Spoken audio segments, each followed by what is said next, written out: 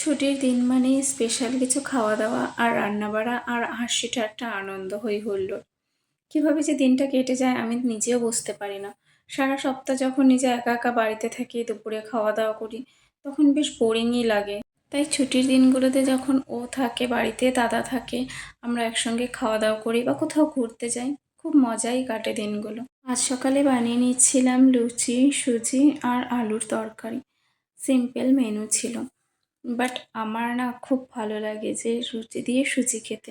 এখানে বসে না যখনই আমার মিষ্টি খাওয়ার খুব ইচ্ছে হয়, তো আমি সাধারণত পায়েস বা সুজি বানাই।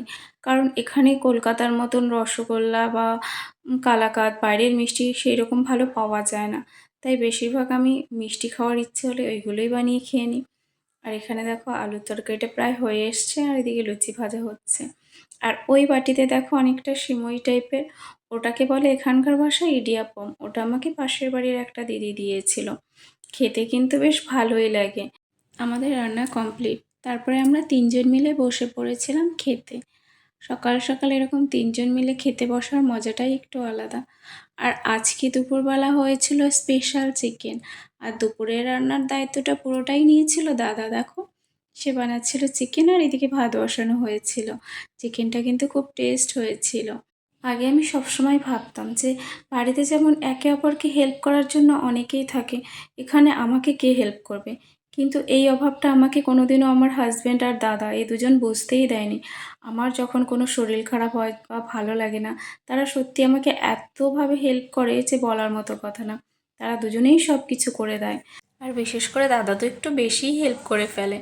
দেন বিকেলবেলা আমরা দুজন চলে এসেছিলাম ঘুরতে। ও বলল চলো এখান থেকে কিছু খাওয়া দাওয়া করে নিই।